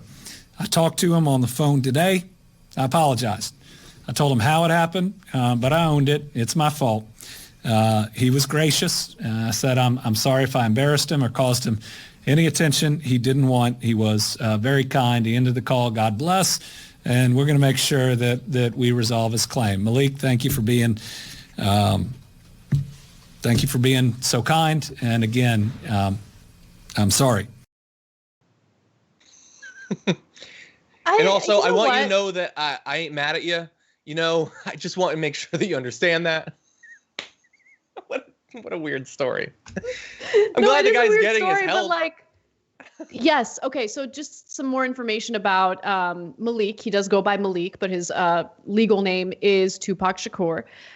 He was actually a cook who lost his job because of the pandemic, so he applied for unemployment. And apparently, Governor Beshear highlighted him as, one of these false unemployment claims. And then later, as you saw in that video, apologized for it. But look, I gotta say something. I really, really love that he did that. I love that he apologized. It's so rare to see a politician do that these days. Like, on one hand, you have Donald Trump, who will never apologize for anything, ever, ever. He's a compulsive liar and just an all-around terrible person. And, unfortunately, I think politicians on both the left and the right have followed suit in some ways when it comes to doing something wrong. And to be fair, unfortunately, there aren't very many incentives to apologize these days, because every time you do, people never accept your apology. They just continue, going after you. And that apology is seen as a weakness. In this case, I really want to commend Governor Beshear for doing this very public apology and taking back what he had initially said about this constituent. This is the right way to handle it. And I really like it. Yes, that's true. Yeah, and unfortunately, like you rightly point out that they very rarely do publicly apologize, and I think part of that is they have a perception that it's not worth it, that acknowledging that you made a mistake is just going to hurt you, and very few people in politics would look at an apology and say, you know what, I respect that, and I've changed my opinion of you or the situation as a result of it. And political science research has shown that generally apologies don't actually help the person doing the apology. Even if they're considered to be sincere, partisanship is such that you don't extend goodwill to someone who acknowledges that they were wrong. And your supporters would prefer that you just imply that you'd never made a mistake in the first case. I know, but we got to find a way to change that culture because I think it's toxic and it's terrible. It reminds me a little bit of like that human urge to pretend like you know everything. And, you know, the refusal to just admit like, I don't know. Yeah. And I noticed that I don't do that on the show. I always try to make sure I do know, you know, when I'm asked a question, what the answer is. And if I don't know, I'll say I don't know. But I noticed in my personal life, I do that a lot. So like Christian, my husband's like a very inquisitive person, which sometimes drives me crazy. And so he, like, to his credit, he thinks I know everything. I don't. And he'll ask me questions that I don't know the answers to. And in the past, I'd get like irritated because I felt like I had to answer. I had to have the answer to it. And I would like try to speculate or whatever. And then finally, I'm like, I don't need to be irritated. All I'm going to do is tell him the truth. I don't know. And now I do it all the time. He'll ask me a question. I don't know.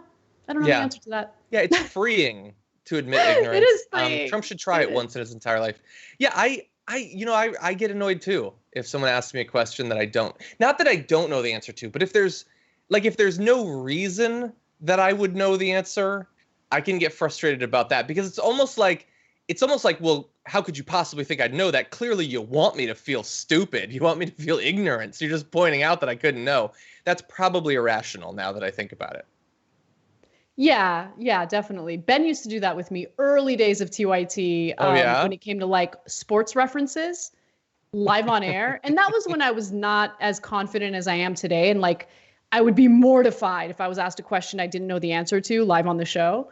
Now I just don't know. I don't know.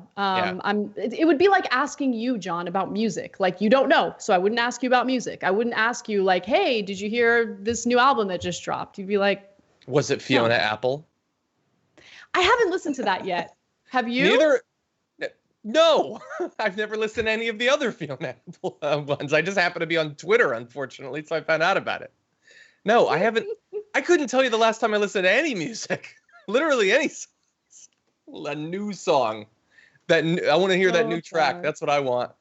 I know that some big song came out today, or an album, one of the two. I don't know. But no, I don't care about that stuff. By the way, I once plugged this on the show because a bunch of members asked me like, oh, what kind of music do you listen to? And I plugged my Spotify playlists, which were not public at the time. I thought they were. I have made them public. So if you're interested, you can check that out. I listen to weird music. I don't know if people are going to like it. So if you go to Spotify and search my first and last name as one handle, like no space between, you'll see it. And there's two playlists. One is called Chill. The other is called Running, when you want to go running. Yeah, so like I'm finding, it's the No Filter podcast. I found Anna Kasparian Final Form intro. Is this a song about you? I'm gonna have to check this out. I don't know. Don't name things that I don't know about. Like it could be a disaster. I think you're secretly rapping. Spotify. Yeah, that's on Spotify. I'm gonna take a look at it. Okay. Oh. And by the way, I do listen to music when I work out. It's just I don't care really. It's like I could play almost anything. Just listen to whatever The Rock recommends. You might like my running playlist if you listen to workout music. It's like there's house in there and fun stuff. You might like it, yeah. Like the theme song to House? No. Although the theme song to House, I think is Portishead, right? I think it's by the Raindrop song. Yes, that's a good song. Yeah, that is a good song. I do like. All right, okay, we got to move on. No, we have one more about story to music. get to. What about art? Modern art specifically. No, okay, continue. I don't want to talk about modern art. All right, let's talk about books because there's a story out of Alaska you should know about. So Unfortunately, anytime you do a story about real censorship in the country, it's being done by people on the right, especially when it comes to school boards in conservative states. Alaska is no exception, where the school board has overwhelmingly voted to take certain classic books out of public school curriculum. So let me give you the examples of the books that they're targeting. I Know Why the Caged Bird Sings by Maya Angelou. Catch-22 by Joseph Heller, The Things They Carried by Tim O'Brien, The Great Gatsby by F. Scott Fitzgerald, and Invisible Man by Ralph Ellison were all taken off an approved list of works that teachers at the Mat-Su Borough School District may use for instruction. So Jim Hart, who is the school board vice president, said, if I were to read these in a corporate environment, in an office environment, I would be dragged into an equal opportunity complaint proceeding. No, you wouldn't. No, you wouldn't. No, you wouldn't. The question is, why? He is an idiot. Why is this acceptable in one environment and not another? It's acceptable in all environments. These are classic books. Yeah. They're like, what are you talking about? What is this man talking about? This school district is a disaster. So they're worried, by the way, of anti-white messaging. That was one of the things cited. So for instance, Caged Bird was derided for anti-white messaging. Mm-hmm. Gatsby and Things were loaded with sexual references. in Invisible Man has bad language, very naughty. Mm-hmm. And Catch-22 includes violence, according to the school district. Several books that were not removed from classrooms also came under harsh criticism and scrutiny. So The Jungle, which was one of my favorite books when I was in high school, and A Christmas Carol could be interpreted as advocating for socialism. They did not say that. They did. They did. A Christmas Carol? Yep. Was it the goose? Was it too generous an offering? No, this is crazy. This is crazy. I think they included The Christmas Carol as a potential book on the chopping block. So they would, like, in their minds, like, hide their conservatism. Mm-hmm. They're not doing a good job. Okay. Because these are books that they criticize, but they have not been taken off the list of approved books. Okay. No, this is crazy. This type of censorship should infuriate people. We saw this happen in Texas, where many of these books, by the way, school textbooks are published. They wanted to take certain figures out of these social studies books, you know, people like Thurgood Marshall, and they wanted to replace him with like the Phyllis Schlaflys of the world, you know, because they want to indoctrinate kids with their nonsense conservatism. And I have no doubt that that's what's taking place in Alaska right now. It's disgusting. Yeah, it's when we talk about this sort of thing, the fact that this is still going on, that this isn't, you know, a story that was published in 1953 that we mistakenly found today, that there are still people who are like, the thing that's going to corrupt our kids is reading Catch-22 or something. Like, we would be lucky for kids to spend a couple minutes reading literally any of those books versus the alternatives, which, like, there's harsher language in Candy Crush. What are you talking about? On it, like... we can have debates about issues. That would be novel because that never happens anymore. But that's not what we're having right here. What you're seeing here, the sort of conservatism that would still want to ban these books, that's like the Tucker Carlson and the Ben Shapiro, like morally superior conservatism that you want to be able to have a philosophical debate, but you can't, because sometimes the other side are just, and I apologize, stupid little babies. That's effectively what it is. You're being dumb little infants. You're too stupid to be alive in 2020 with power over people's lives, to be controlling them in this way. How could you possibly think that that is the problem that's facing America? Is that people are what? They're going to learn about the beginnings of investigative journalism, or they're going to be exposed to other cultures. Like that's the fight that they are waging. And honestly, I would say it's because that's the fight they want to be waging. They don't want to have us pushing ahead, not just on the social stuff, but on economic policy as well. They want to keep us mired in the social and political conflicts of 1920 to 1950.